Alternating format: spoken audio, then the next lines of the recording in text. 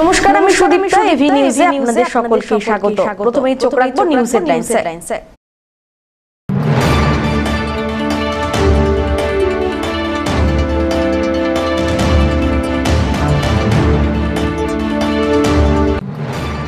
Anganwadi centre কেমন চলছে সরেজমিনে খতিয়ে দেখতে আচমকাই পরিদর্শনে গেলেন জলপাইগুড়ি সদর মহকুমা শাসক।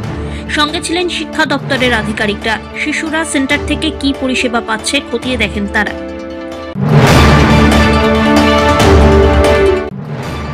নদীর পাড়ে বিশাল বোয়াল মাছ তুলে বিক্রির উদ্দেশ্যে বাজারে আনতেই ভিড় জমালো উৎসুক মানুষ, কিন্তু কেনার লোক একেবারেই নেই।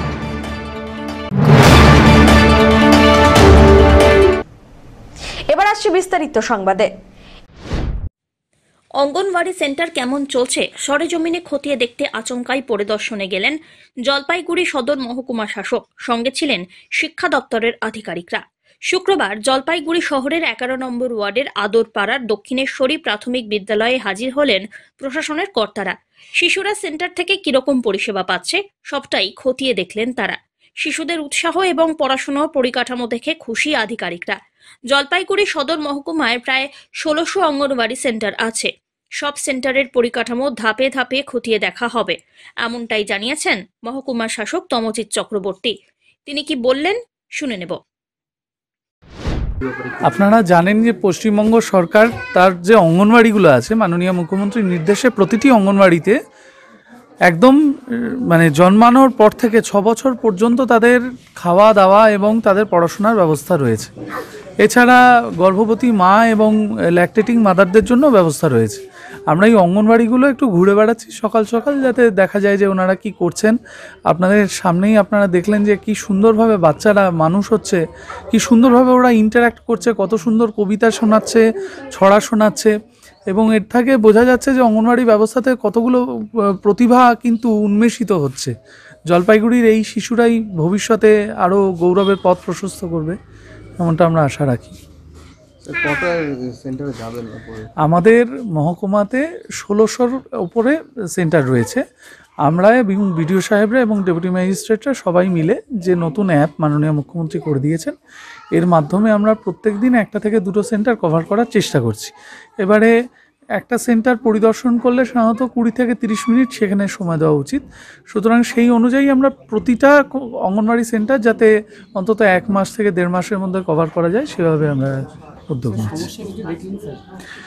আপনারা তো দেখলেন বাচ্চাদের, আমার সমস্যার দিক থেকে বরঞ্চ আমি সুযোগের দিকে চলে যাচ্ছি। যে আমার মনে হয়েছে যে এই শিশুদেরকে আমরা যদি ভবিষ্যতে আরও ট্রেন করতে পারি। এদের মধ্যে কেউ আছে কি সুন্দর ছড়া বলছে, ওদের মধ্যে একটা সহজাত সত্তা গড়ে উঠেছে শিক্ষার এবং সংস্কৃতির। এটাকে আমরা আরও এগিয়ে নিয়ে যেতে চাই। ধীমান রায়ের রিপোর্ট, এভি নিউজ।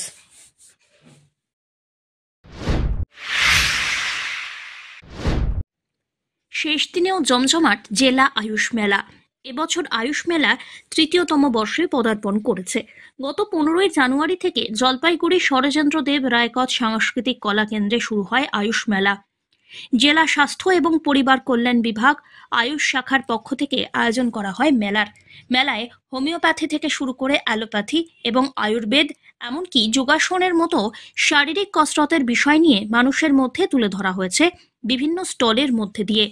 মেলার পাশাপাশি কলা কেন্দ্রের ভিতরে সাংস্কৃতিক অনুষ্ঠানেরও আয়োজন হয়। ডিস্ট্রিক্ট মেডিকেল অফিসার ডক্টর কল্যাণ কুমার মুখোপাধ্যায় জানান, বিগত বছরের থেকে এবছর বেশি সাড়া মিলেছে। অনেক মানুষ আসছেন, বিভিন্ন অনুষ্ঠান এবং সচেতনতামূলক প্রচারও হচ্ছে। তিনি আরও জানান, আয়ুষ পদ্ধতির প্রচার এবং প্রসারের সঙ্গে পদ্ধতির সুফল সবার কাছে পৌঁছানো দরকার। তার জন্যই এই বিশেষ উদ্যোগ। আয়ুষ ফেয়ার জলপাইগুড়ি 3য় বর্ষ, আজকে তার 3য় দিন এবং শেষ দিন। আজকেও বেশ কিছু অনুষ্ঠান এবং প্রোগ্রাম আছে যেগুলি চলছে। আর এবারে মেলায় আগের বারের তুলনায় অনেক বেশি সাড়া মিলেছে এবং অনেক বেশি মানুষ এসছেন, অনেক বেশি পরিষেবা মিলেছে। অনেক বিভিন্ন রকমের প্রোগ্রাম এবং অনুষ্ঠান এবং সচেতনতামূলক প্রচার ও প্রসার হয়েছে। কতটা সাড়া পেলে? বেশ ভালো, আগের বারের তুলনায় অনেক বেশি, গত বছরের তুলনায় প্রত্যেক বছর দিনকে দিন উত্তরোত্তর বৃদ্ধি পাচ্ছে। স্টল কি ছিল স্যার মেলায়? যোগা, ন্যাচুরোপ্যাথি থেকে শুরু করে হোমিওপ্যাথি, আয়ুর্বেদিক স্টল, মেডিকেল কলেজের স্টল, সোয়ারিকপা স্টল এবং অন্যান্য হেলথ চেক আপ স্টল, রক্তদান থেকে শুরু করে বিভিন্ন রকম প্রোগ্রাম ছিল। ধীমান রায় রিপোর্ট, এভি নিউজ।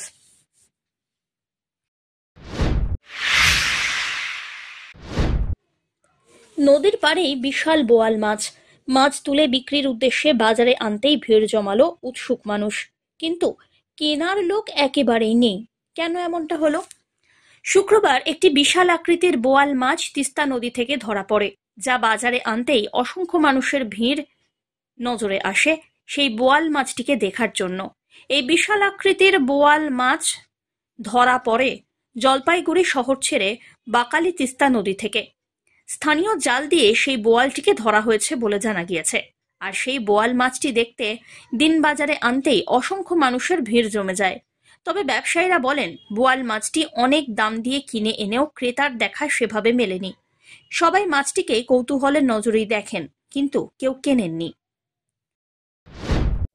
কোথাকার মাছ? এটা তিস্তা নদীর মাছ। এই যে আমাদের এই তিস্তা আছে না বাকালি, এই যে তিস্তাটা, এই তিস্তারে মাছ। কি মাছ?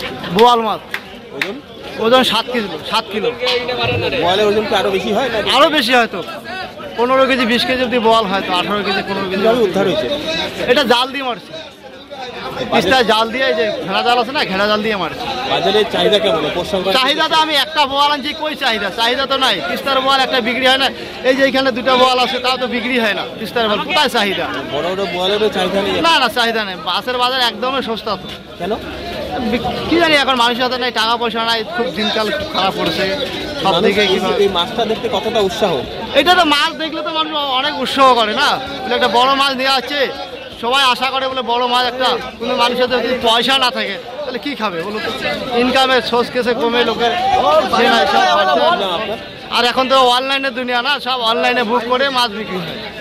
অনলাইনের দুনিয়া, এখন তো সবাই বাড়িতে ফোন করে নিয়ে চলে যায় খাওয়া দাওয়া করে বাড়িতে। বাজারে কম আছে লোক? বাজারে খুবই কম, দেখো না বাজারে একদম ফাঁকা পড়ে আছে।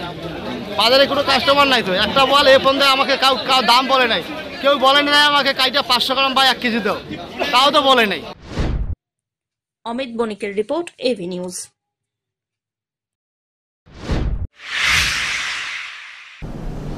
নিয়ে নিচ্ছে ছোট্ট একটি বিরতি, ফিরে আসছি বিরতির পর, সঙ্গে থাকুন। আনন্দ সংবাদ, আনন্দ সংবাদ।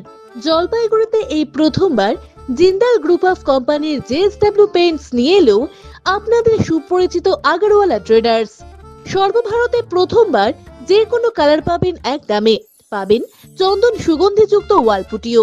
এছাড়াও ডিস্টেম্পারের থেকে সামান্য কিছু বেশি দামে পেয়ে যাবেন প্লাস্টিক পেইন্ট, রয়েছে অ্যান্টি মসকুইটো পেইন্ট, এছাড়াও রয়েছে প্রাইমার এবং তারপেনবিহীন সরাসরি ব্যবহারযোগ্য এনামেল। রং ম্যাচিং ও প্রোডাক্টের বিবরণ কোম্পানির অভিজ্ঞ লোক দ্বারা সাহায্য করা হয়।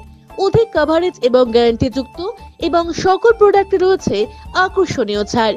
তাই দেরি না করে আজই আসুন আমাদের ঠিকানায়। আমাদের ঠিকানা Agarwala traders, Shantipara public bus স্ট্যান্ডের বিপরীতে। যোগাযোগ করুন 8927362340 অথবা 9775195041 এই নম্বরে। ইন্ডিয়ান উইমেন্স লীগ খেলতে যাচ্ছে জলপাইগুড়ি সদর ব্লকের ডেঙ্গুয়াঝাড় চা বাগান এলাকার দরিদ্র শ্রমিক পরিবারের মেয়ে বর্ষা ওঁরাও। আজই মধ্যপ্রদেশের উদ্দেশ্যে রওনা হয়েছে সে। খবর পেয়ে এদিন জলপাইগুড়ি সদর সমষ্টি উন্নয়ন আধিকারিক মিহির কর্মকার বর্ষাকে সংবর্ধনা জ্ঞাপন করলেন। পাশাপাশি খেলাধুলোর কিটস হিসাবে জুতো, ট্র্যাকস্যুট, বল এবং আর্থিক সাহায্য তুলে দেওয়া হলো। এ বিষয়ে বিডিও জানিয়েছেন, এটা তার কাছে অত্যন্ত গর্বের বিষয়। বর্ষা ইন্ডিয়ান উইমেন্স লিগে খেলতে যাওয়ার সুযোগ পেয়েছে। সদর ব্লকের একজন কৃতি খেলোয়াড় সে। কলকাতা থেকেই ওকে সিলেক্ট করা হয়েছে। অ্যাকচুয়ালি সহযোগিতা না, মানে আমরা শুভকামনা জানালাম যে আমাদের সদর ব্লকের ও একজন কৃতি খেলোয়াড়, কলকাতা থেকে ওকে সিলেক্ট করা হয়েছে। সদর ব্লক থেকে একটাই খেলোয়াড় পেয়েছে, কালকে জানতে পারি ওর কথা আমি। এবং ও একটা মনস্থির করেছিল যে যেতে পারবে না হয়তো, তো সেই জন্য আমরা শুভকামনা দিয়ে ওকে একটু মনোবল জুগিয়ে এবং ওর মানে ইন্সপিরেশন দিয়ে ওকে আমরা পাঠাচ্ছি। ওর কোচও আছে সঙ্গে, ওর কোচ অমিত, ও খুব ভালো ওখানে কোচিং করছে এবং বর্ষার মা হচ্ছে টি গার্ডেনের ওয়ার্কার। মানে এই যে আমাদের সদর ব্লক থেকে আমাদের সদর ব্লকের গর্ব, এবং আমরা চাই যে ও সফলতা নিয়ে আসুক আমাদের, এবং আমাদের এই সদর ব্লকের নাম তথা জলপাইগুড়ির নাম উজ্জ্বল করুক। সমষ্টি উন্নয়ন আধিকারিকের এহেন উদ্যোগ এবং ভূমিকায় যথেষ্ট সন্তুষ্ট বর্ষা এবং তার কোচ অমিত রায়। দিল যাচ্ছিল, আবার টাকাও দিল, কোনো যদি অসুবিধা না হয় বলে। তো কি মনে হচ্ছে আজকে তুমি বাইরে যাচ্ছ, কি বলবে সবার উদ্দেশ্যে, কি শুভেচ্ছা বার্তা দিবে, আর কিরকম মানে জিতে আসবে কি এরকম চিন্তাধারা? হ্যাঁ, আমি তো যাচ্ছি, মানে চেষ্টা করবো যে আবার খেলতে ভালো পারি, আবার চেষ্টাও মানে দিতেও চাই। 30-এ খবর পেয়েছে রাত্রেবেলা যে বর্ষা ওরাও পয়সার জন্য যেতে পারছে না, তো স্যার তোড়াতড়ি গেল রাত্রে 10:56-তে পৌঁছে গেছে দেমবাজারে ডাঙ্গা লাইনে। সে বর্ষা ওরাওকে আজকে বল ও জার্সি দিয়ে সাহায্য করলো, আর আমাদের ক্যাম্পকেও বললো যে ক্যাম্প চালানোর জন্য আরো সাহায্যের হাত বাড়িয়ে দেবে। সব্যসাচী মজুমদারের রিপোর্ট, এভি নিউজ।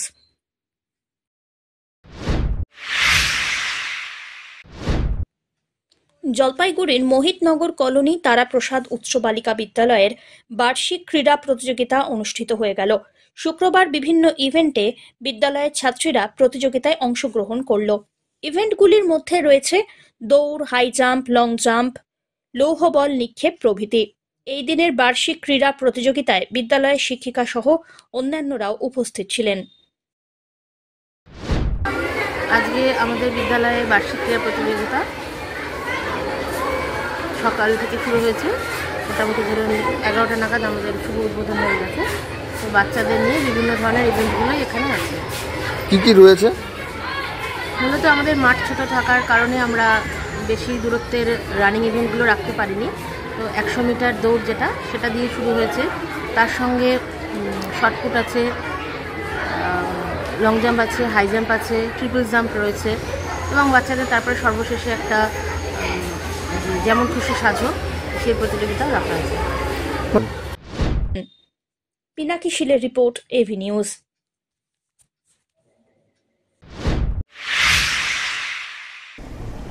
শেষ করবার আগে নিউজ হেডলাইন্স আরো একবার।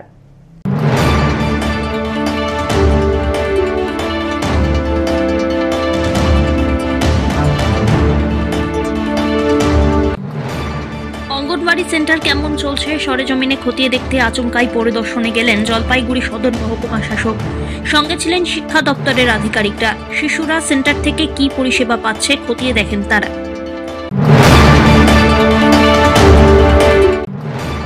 নদীর পাড়ে বিশাল বোয়াল মাছ তুলে বিক্রির উদ্দেশ্যে বাজারে আনতেই ভিড় জমালো উৎসুক মানুষ, কিন্তু কেনার লোক একেবারেই নেই। শেষ করবার আগে নিউজ হেডলাইন্স আরো একবার। এখনকার মতো এভি নিউজ এ পর্যন্তই। পরবর্তীতে আসছি আরো সংবাদ নিয়ে। দেখতে থাকুন আমার বিশেষ। নমস্কার।